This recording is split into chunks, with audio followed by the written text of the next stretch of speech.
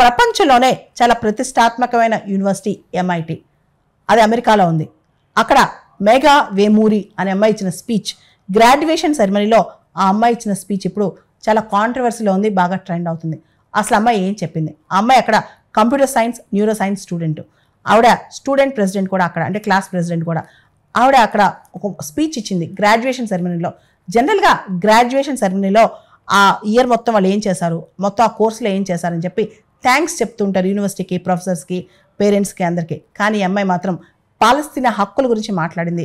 ఇక్కడ మనం గ్రాడ్యుయేట్ అయ్యి ఫ్యూచర్ కోసం బయటకు వెళ్తుంటే అక్కడ ఇజ్రాయెల్ వాళ్ళు గాజాలో ఒక్క యూనివర్సిటీని కూడా ఉండనివ్వలేదు, ఒక్క యూనివర్సిటీని కూడా సర్వైవ్ కానివ్వలేదు అని చెప్పిందనమాట. ఆవిడ స్పీచ్కి వెళ్తూ కూడా కెఫియా ఏదైతే పాలస్తీనియన్ సింబల్ ఆఫ్ సాలిడారిటీ ఉంటుందో ఇక్కడ ఒక క్లాత్ లాగా అది వేసుకుని వెళ్ళిందనమాట. అంతేకాదు Massachusetts institute of technology MIT వాళ్ళు ఈ మొత్తం ఇజ్రాయెల్తో కొలాబరేట్ అయ్యి ఇజ్రాయెల్ డిఫెన్స్ ఫోర్సెస్ కోసం అక్కడ అడ్వాన్స్డ్ మిలిటరీ ఎక్విప్మెంట్ తయారు చేస్తున్నారు. ఇదంతా అన్యాయం, అక్కడ లక్షల మందిని చంపేయడానికి మనం ఎందుకు కారణం అవుతున్నాం అని చెప్పి ఆవిడ చాలా గట్టిగానే మాట్లాడింది. దీంతో ఆ స్పీచ్ బాగా వైరల్ అయిందనమాట.